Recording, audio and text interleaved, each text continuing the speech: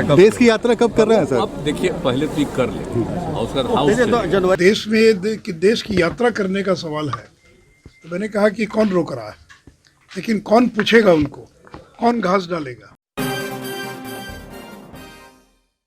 नमस्कार, इन खबर में आपका स्वागत है। बिहार के मुख्यमंत्री नीतीश कुमार आज से समाधान यात्रा निकाल रहे हैं।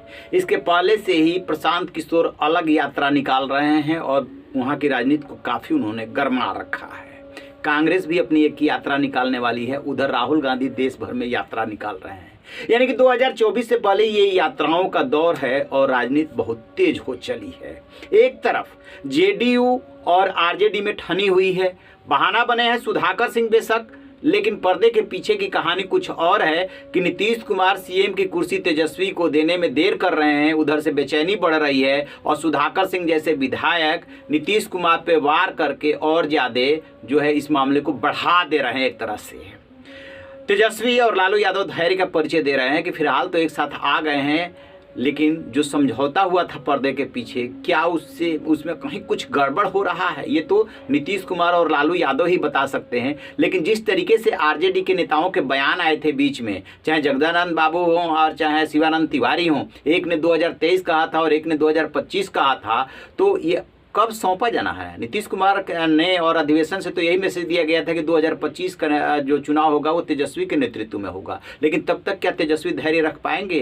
क्या दोनों पक्ष फंस चुका है? इसके बारे में सुशील मोदी बेहतर बताते हैं। सबसे पहले तो नीतीश कुमार ने जो कहा है कि इसी यात्रा के बाद विधानसभा का सत्र होगा, उसके बाद वो भारत यात्रा पर निकलेंगे, यानी कि जो उनका नेक्स्ट टारगेट है उसकी वो बात कर रहे हैं। राहुल गांधी अलग, प्रधानमंत्री उनके पार्टी के नेता कह रहे हैं कि प्रधानमंत्री के दावेदार, नीतीश कुमार भारत यात्रा पर निकलेंगे तो उसका मकसद एकदम साफ है, बेशक कहें कि मैं दावेदार नहीं हूं। बहरहाल तो नीतीश कुमार क्या कह रहे हैं पहले ये सुन लीजिए। चाहिए और आगे भी विकास का काम कर। देश की यात्रा कब कर रहे हैं सर? अब देखिए, पहले तो ये कर ले और उसका हाउस जनवरी में खत्म हो जाएगा ना? नहीं, जनवरी नहीं, फरवरी के कुछ 8 तक।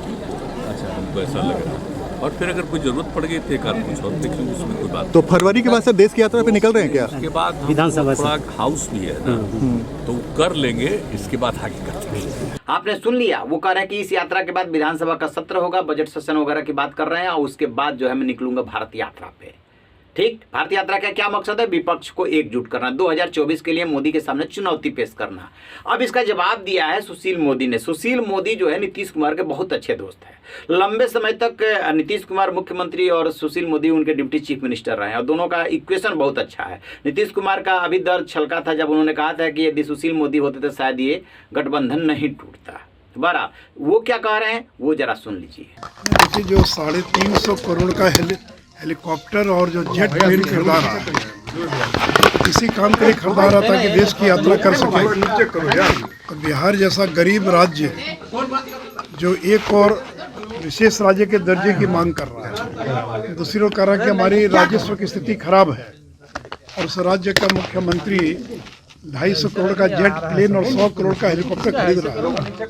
तो ये देश की जो यात्रा करने जा रहे हो, इसी यात्रा की तैयारी के लिए वो हेलीकॉप्टर और जेट प्लेन खरीदा जा रहा है।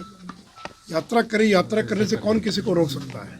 राहुल गांधी भी यात्रा कर रहे हैं, बांका से आज कांग्रेस की भी यात्रा हो रही है, प्रशांत किशोर भी यात्रा कर रहे हैं, लेकिन मुख्यमंत्री जो यात्रा कर रहे हैं उसमें कोई सार्वजनिक सभा नहीं है।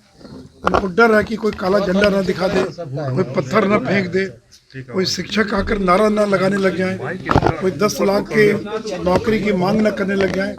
इसलिए केवल ये यात्रा जो है वो केवल समीक्षा बैठक है पदाधिकारियों के साथ, इसको यात्रा देने का तो कोई तुक ही नहीं था। और जहाँ तक देश की यात्रा करने का सवाल है, तो मैंने कहा कि कौन रोक रहा है, लेकिन कौन पूछेगा उनको, कौन घास डालेगा, किस विपक्षी दल को एक करने का प्रयास करेंगे? क्या ममता बनर्जी इनके साथ आएगी? क्या केसीआर इनको अपना नेता स्वीकार करेंगे? या क्या सीपीएम और जो कांग्रेस का वहाँ पर यूनाइटेड फ्रंट केरल में क्या एक साथ बैठ पाएगा? केजरीवाल ने तो पहले ही घोषणा कर दी है कि वो किसी दल से कोई अलायंस नहीं करेंगे, कोई गठबंधन नहीं करेंगे। केसीआर अपना अलग सुर अलाप रहे हैं, उन्होंने तो अपनी पार्टी को राष्ट्रीय पार्टी का दर्जा दे दिया। तो इसलिए जो विपक्षी दल है वो इतना बिखरे में और वो कभी एक हो नहीं सकते। तो इसलिए नीतीश कुमार लाख प्रयास कर लें, 250 करोड़ के हेलीकॉप्टर से पूरा देश घूम ले, लेकिन विपक्षी दलों को एक नहीं कर पाएंगे। ये विपक्षी दल एक मरा हुआ घोड़ा है, जिस घोड़े में अब जान नहीं फूकी जा सकती है। इसलिए नीतीश जी को मुबारक हो, वो घूमे पूरा देश, 250 करोड़ के प्लेन का इस्तेमाल करें, लेकिन उनका ये प्रयास विफल हो जाएगा, टाइफिस हो जाएगा। तो सुशील मोदी ने एकदम करारा जो है तंज जिसको बोलते हैं वो कसा है कि 16-17 यात्रा कर लिया, इतने दिन से मुख्यमंत्री हैं, आपको यही समझ में नहीं आ रहा कि बिहार की समस्या क्या है और समाधान करने निकले हैं, किस बात का समाधान करने निकले हैं। तो उन पे वो तंज कस रहे हैं और फिर कह रहे हैं कि ये इनकी अंतिम यात्रा साबित होने वाली है। इसके बाद से ये कहाँ चले जाएंगे पता नहीं चलेगा। देखिए, बेशक सुशील मोदी बीजेपी के नेता हैं, राज्यसभा के सदस्य हैं और नीतीश कुमार के विपक्ष में खड़े हैं, लेकिन आज भी दोनों के अच्छे रिलेशन हैं। राजनीति अपनी जगह पे है और निजी रिश्ते अपनी जगह पे। सुशील मोदी जो बात बोल रहे हैं उसमें दम क्यों है कि अंतिम यात्रा साबित होने वाली है। उसकी वजह ये है कि नीतीश कुमार की ये आखिरी राजनीतिक पारी है, इसमें कहीं कोई दो राय नहीं है।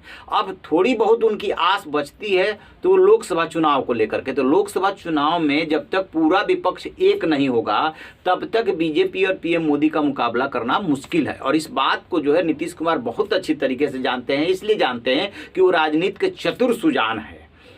तो बहुत सोच समझ करके वो 2025 वाली बात बोल रहे हैं, यानी कि तब तक उनको मुख्यमंत्री नहीं छोड़ना है जब तक कि कुछ ना मिल जाए।